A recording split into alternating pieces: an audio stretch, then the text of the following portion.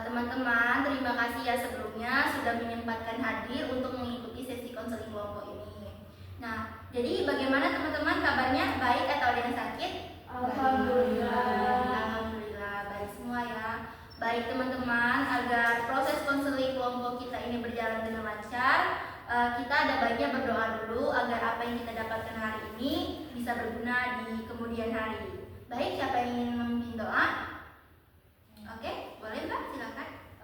Ada baiknya sebelum kita melakukan sesi selanjutnya kita berdoa terlebih dahulu. Berdoa mulai.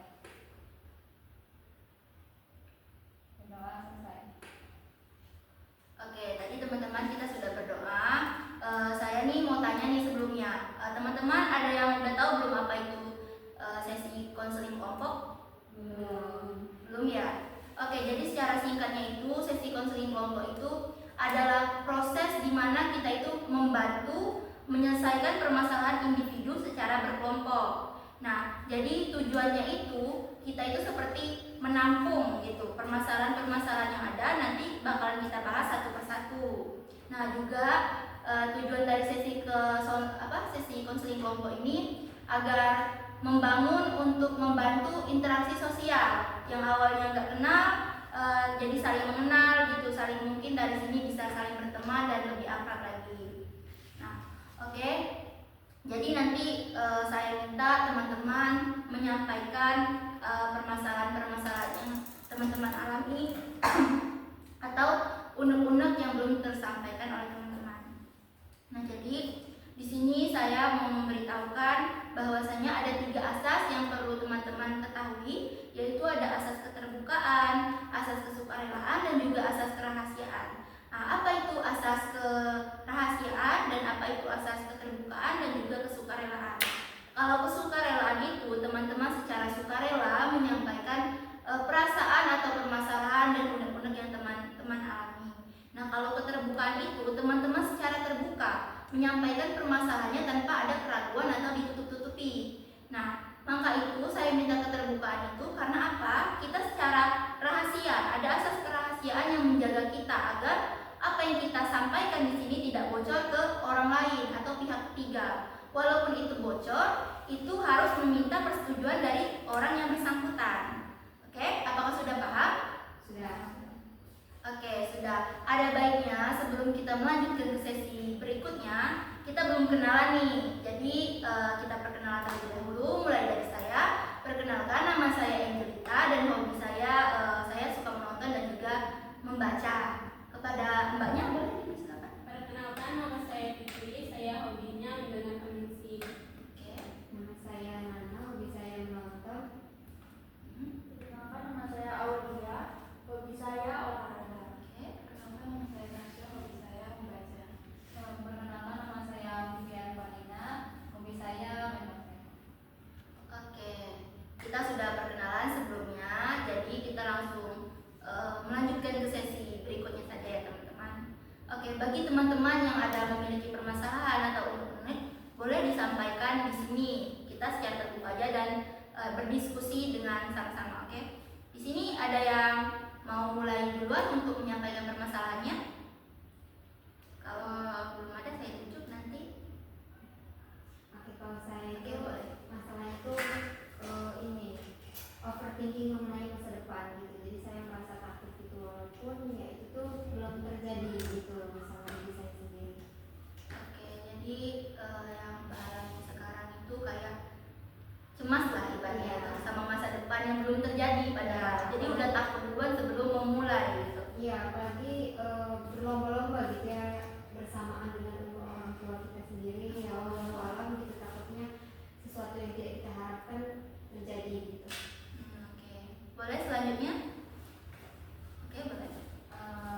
Saya itu merasa kurang percaya diri setiap saya melakukan hal-hal apapun itu, saya merasa kurang percaya diri dengan apa yang saya lakukan. Jadi misalnya kayak mau presentasi gitu kan. Nah, jadi sebelum presentasi itu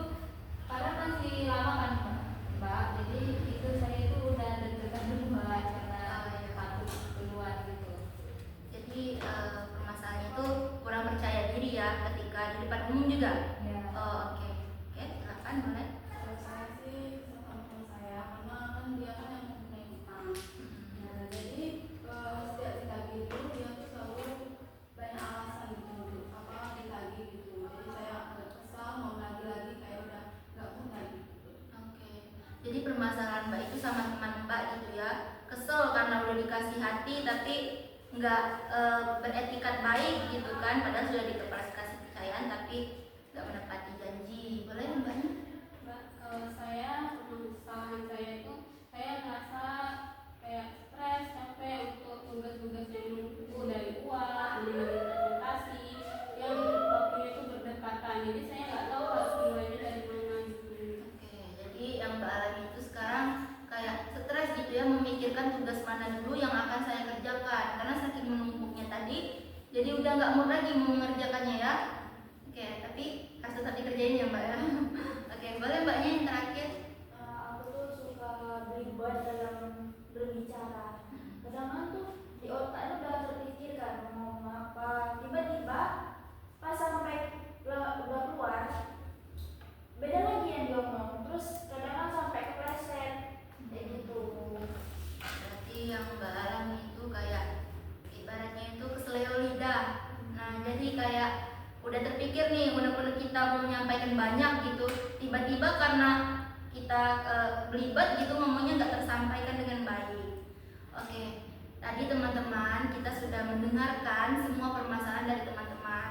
Nah, jadi di sini kita akan vote permasalahan mana yang akan kita bahas, yang misalnya kesamaan gitu, jadi cocok nih kayaknya mau dibahas. Nah, jadi dari teman-teman sekalian boleh berdiskusi permasalahan yang mana dulu akan kita bahas. Boleh? Biasanya yang Mbak Vivian. Oh, Mbak Vivian. Oke, teman yang lain? Sama. Oh, sama semua ya, sepakat ya yang Mbak Vivian, oke. Nah, jadi Mbak Vivian boleh ceritakan lebih lanjut tingkat tidak kepercayaan dirinya itu di mana saja dan bagaimana gitu. Jadi kan apa itu karena ada penyebabnya kan sebelum saya kayak kurang percaya diri itu. Jadi kan SMP sebenarnya saya percaya diri orang kan kayak apa itu saya itu extrovert kan kalau dulu di SMP. Cuman karena apa itu pernahnya saya dibully tadi itu, jadi saya itu merasa tidak percaya diri, saya itu merasa kurang gitu kan. Apa yang saya lakukan itu saya merasa kurang. Terus misalnya orang melihat saya kan kayak melihat saya terus gitu. Nah, jadi saya itu kayak apa sih kok dia lihat gitu kan, apa ada yang kurang atau gimana gitu kan. Jadi itu membuat saya kurang percaya diri. Terus kayak mau presentasi ke depan gitu kan. Nah, saya itu apa itu pas kan majunya itu kan masih lama kan Kak. Cuman rasa deg-degan saya itu dia rasa takut saya itu udah duluan gitu kan, sebelum sehari sebelum maju itu udah sampai duluan. Oke teman-teman, tadi kita sudah mendengarkan cerita Mbak Vivian lebih lanjut. Ternyata dari kasusnya Mbak Vivian ini ada penyebab, ada faktor penyebab yang mempengaruhi ketidakpercayaan Mbak Vivian tadi. Nah, jadi saya minta tanggapan dari teman-teman terlebih dahulu nih, bagaimana cerita Mbak Vivian ini tadi. Kira-kira siapa yang ingin menanggapi? Boleh? Itu kalau boleh tahu bulinya itu yang dilakukan dalam bentuk apa? Perkataan atau tindakan atau fisik? Sebenarnya berada sih Pak, semuanya fisik ada, terus verbal, terus kayak apa itu saya kan pernah di itu pernah disebut gitu kan sama teman Tubi, terus diomongin jelek gitu kan sama teman. Jadi itu sih yang buat saya kurang percaya diri. Oke, teman yang lain ingin menanggapi cerita dari Mbak Vivian atau ingin memberikan saran agar membangun lagi kepercayaan diri Mbak Vivian? Mbak Vivian kan katanya tadi dibully kan. Nah, dibully itu tuh lama atau sampai berapa gitu Mbak? Berapa? Udah lama sih Mbak, dari SD itu kan. Saya itu tiap orang itu sebenarnya kan sekolahnya kan itu kan beda-beda gitu kan, dari SD, SMP, SMA. Cuman orang-orangnya itu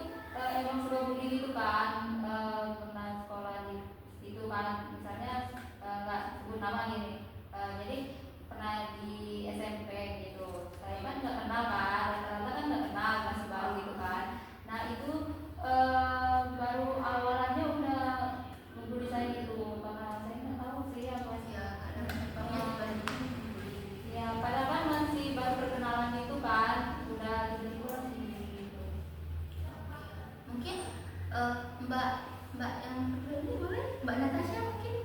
Kan enggak kan kalau di sekolah sih gitu. Apakah kalau di rumah itu sering cerita sama orang tua? Kalau buat cerita itu enggak sih, karena bukan takut sih, lebih ke emang nggak mau karena orang tua tuh sering nggak mau berbagi cerita sama saya. Iya. Boleh Mbak Aulia? Pernah nggak sih Mbak ngelapor ke guru kalau nggak pernah dibully gitu, kalau Bapak nggak fisik, kalau perkataan yang masih hati, terus Mbak ngelapor ke pihak sekolah? Enggak benar. Nah, Karena awalnya takut, terus yang pernah saya bilang itu aku tuh dulunya itu nggak membela orang itu yang benar, tapi membela yang salah gitu kan. Karena yang salah itu bisa ngambil lagi dulu gitu. Penjilat. Ya. Oke, Mbak. Jadi sebenarnya kayak kita itu mau bercerita gitu kan atau apa, tapi terkadang nggak ada yang mau dengar gitu. Jadi gara-gara kita ini merasa tidak didengar, akhirnya kita malas gitu mau ngadu-ngadu ke sini karena tidak ada yang menanggapi gitu kan. Ya, setiap saya mau cerita sama teman, sama keluarga itu nggak ada yang mau menanggapi cerita saya kayak apa sih masalah kamu itu nggak Sepenting itu. sepenting itu, terus kayak apa itu dianggap sepele lah gitu kan. Apa sih kan masih sekolah kan, wajar aja gitu kan. Cuman itu membuat saya merasa tertekan, terus sakit hati gitu kan. Terus saya merasa tidak percaya diri. Awalnya dulu yang ekstrovert gitu kan, percaya diri apa-apa langsung maju ke depan. Terus buat sekarang saya lebih ke introvert gara-gara rasa percaya diri saya itu hilang gitu. Berkurang Ya, juga. berkurang. Jadi emang teman-teman dari cerita Mbak Vivian tadi itu memang faktor lingkungan itu sangat mempengaruhi ya. Yang awalnya kita jadi begini itu tergantung di mana pemilihan tempat kita berada. Kayak teman-teman kita itu mempengaruhi juga loh. Kayak ada teman ini yang acuh tak acuh, ada memang orangnya nggak pedulian, tapi carilah teman yang benar-benar dalam keadaan saling mendukung gitu. Itu memang jarang teman seperti itu. Mungkin kalau kita bisa saling mengerti, mungkin kita bakal mendapatkan teman yang bisa saling mendukung kita kesini dia pasti dukung, tidak menjatuhkan gitu. Mungkin dari teman-teman sekalian ada yang ingin memberi saran yang baik untuk Mbak Vivian agar bagaimana sih caranya mengatasi pembulian atau ketidakpercayaan diri itu tadi. Boleh Mbaknya? itu izin bertanya dulu ya sebelumnya. Itu kalau misalnya kan maju tuh merasa deg-degan, takut, kurang percaya diri. Nah itu kalau itu kan pasti kurang percaya diri ini disebabkan oleh pikiran negatif juga ya yang berasal dari diri kita sendiri. Nah itu kalau boleh tahu pemikiran negatif yang bagaimana yang berada atau bersarang di otak kamu? Yang dalam pikiran saya itu orang-orang itu kayak melihat dari atas sampai bawah gitu kan, kayak melihat sisi kekurangan saya. Jadi kayak itu sih yang membuat saya tidak percaya diri. Jadi mereka kan sebenarnya kan mereka itu kan lihat bisa aja kan kayak ya udah kan karena mau presentasi. Cuman karena pernah digituin kan, jadi anggapan saya ya ke bawah gitu kan, anggapan saya itu mereka itu melihat saya dari atas sampai bawah, pokoknya gitu terus. Jadi kayak membuat saya nggak percaya diri. Terus apa itu ngomong seperti Mbak yang itu tadi apa itu ribet gitu kan. Jadi kayak membuat saya itu kayak takut duluan. Ada yang mau ngasih saran lagi? Jadi sebenarnya pikiran negatif itu tuh munculnya dari pikiran Mbaknya sendiri kan, karena juga ya disertai faktor-faktor itu tadi kenapa bisa memicu pemikiran yang seperti itu. Jadi menurut saya untuk pemikiran yang seperti itu tuh emang kita sendiri gitu yang harus mengendalikan pikiran kita, karena itu tuh kita tidak bisa gitu menilai pandangan orang kita yang seperti kayak mereka melihat kita kayak kita bisa langsung menyimpulkan kalau misalnya mereka ini sedang membicarakan saya gitu. Nah itu tuh juga pikiran-pikiran negatif itu kan berasal dari diri kita sendiri. Nah sebisa mungkin diri kita itu menahan atau kayak membuat pikiran yang negatif itu tuh menjadi pikiran yang positif gitu. Ya cara-caranya tuh ya bisa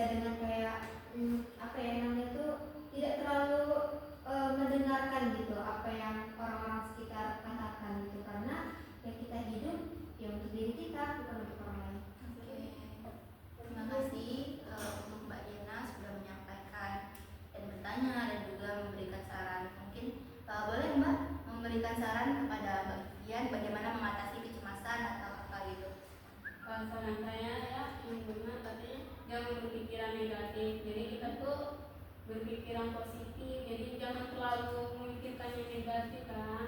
Nah kita tuh harus percaya diri sama diri kita kalau kita tuh bisa kayak presentasi itu kan kita maju. Jadi kita tuh harus percaya kalau kita pede gitu. Nah untuk presentasi jadi apa yang orang nilai itu ya kita kan juga punya kekurangan dan kelebihan masing-masing kan alhamdulillah setiap orang.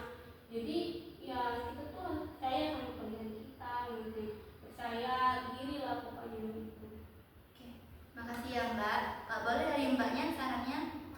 Saya sih kalau sama seperti mbaknya itu harus percaya diri aja karena kita nggak perlu memikirkan hal yang tidak penting gitu kan. Jadi apa namanya kita jalanin aja, nggak perlu melihat pikiran orang lain gitu. Makasih ya Mbak. Boleh kepada Mbak Aulia sarannya? Sama sebenarnya kayak Iya, sama yang lain. jadi nggak perlu dipikirkan lagi gitu. Nah terus juga kalau misalnya dapat bullying itu mbak jangan tinggal diem aja, mbak terus ngelawan. Jadi kalau kita ngelawan pasti orang itu bakalan Stop membuli. stop membuli gitu. Ya memang waktunya tidak bakal sesingkat itu. Nah, sebenarnya juga saya sudah pernah melakukan dibully, dan kalau Mbak bertanya apa yang saya lakukan, ya saya Tegas. menangkap mereka Iya, dengan betul. tas Iya. atau memukul mereka dengan buku-buku sekolah saya gitu. Nah makanya kita harus memberanikan diri gitu, jangan merasa takut. Ya kalau misalnya memang akan dibawa ke jalur hukum ya silakan gitu, karena sama-sama salah gitu. Tidak ada yang bisa dibenarkan dari perilaku pembulian gitu, dan juga tidak ada yang bisa dibenarkan dari perilaku nampar orang. Berarti dari Mbaknya harus ada melakukan sesuatu gitu ya, jangan berdiam diri saja. Oke. Kalau saran dari saya ya Mbak, untuk kayak mengatasi atau bagaimana cara membangun lagi tingkat kepercayaan diri kita. Tadi saya menyimak sedikit itu kalau ketika Mbak pengen presentasi itu seperti pandangan orang itu menjatuhkan gitu. Jadi pandangan itu tadi yang membuat kita seolah mendominasi gitu kan. Takutlah gitu kan, takut salah nanti orang lihatnya sinis gitu kan. Nah itu bisa dilatih dengan cara ketika Mbak mau berbicara dengan orang lain itu ditatap matanya. Nah jadi kalau kita sering latihan itu setiap kali kalau mau berbicara itu tatap mata orang lain, mata orang itu. Jadi ketika kita sering berbicara, nah seperti ini memandang dari mata ke mata itu ada perasaan kayak oh gini loh gitu. Nah jadi seiring waktu itu terbiasa. Nah ketika kita ingin maju presentasi itu sudah biasa melihat tatapan seperti itu karena kita sudah ketemu dengan orang yang berbeda-beda tatapannya gitu. Itu yang membuat kita semakin udah biasa aja dilihat ini kayak gitu.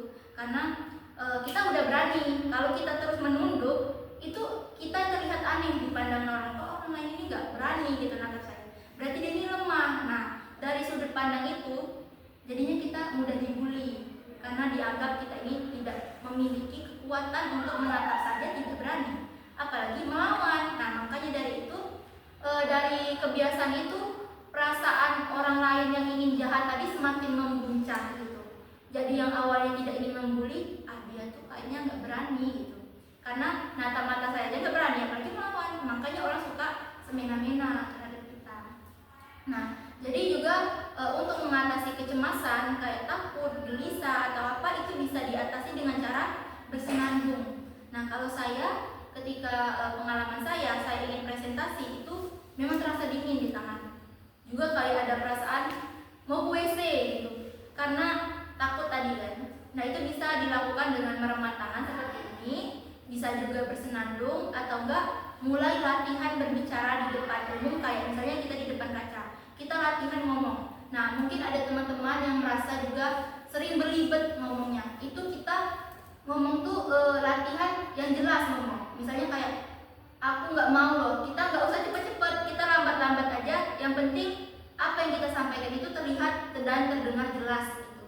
Nah awal mula kita berbicara dengan jelas itu karena sering latihan tadi. Sering ngomong nih kayak gini. Nah saya misalnya kan ngomong tanpa gitu. Karena saya sering berbicara latihan terus gitu, pelan-pelan tapi pasti gitu biar kita nggak berlibat kan. Nah terus kayak misalnya teman-teman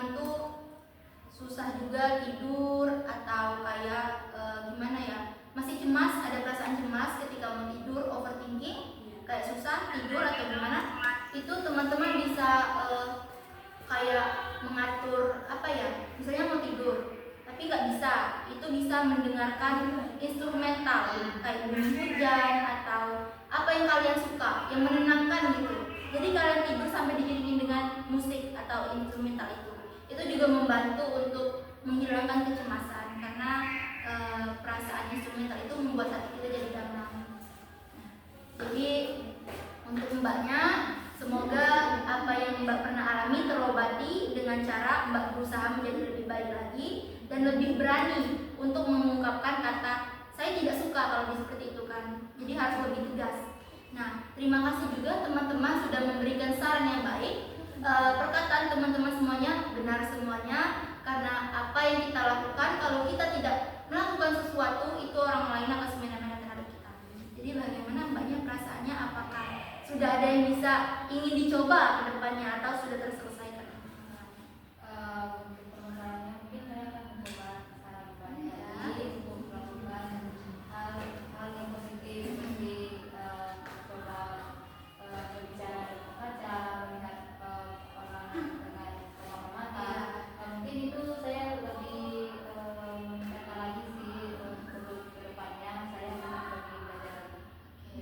Oke teman-teman, alhamdulillah permasalahan mbaknya mungkin sudah agak terselesaikan dengan cara kita memberi saran dan juga motivasi untuk mbaknya. Mungkin teman-teman sekalian nanti ada yang ingin diberbicarakan lagi atau ingin dibahas lagi bisa kita lakukan oleh sesi selanjutnya atau berikutnya dengan jam yang sama atau bisa diatur di luar jadwal ini. Oke, terima kasih. Semoga kedepannya kita bisa lebih akrab lagi dan bisa berkomunikasi satu sama lain. Saya tutup. Assalamualaikum warahmatullahi wabarakatuh. Waalaikumsalam warahmatullahi wabarakatuh.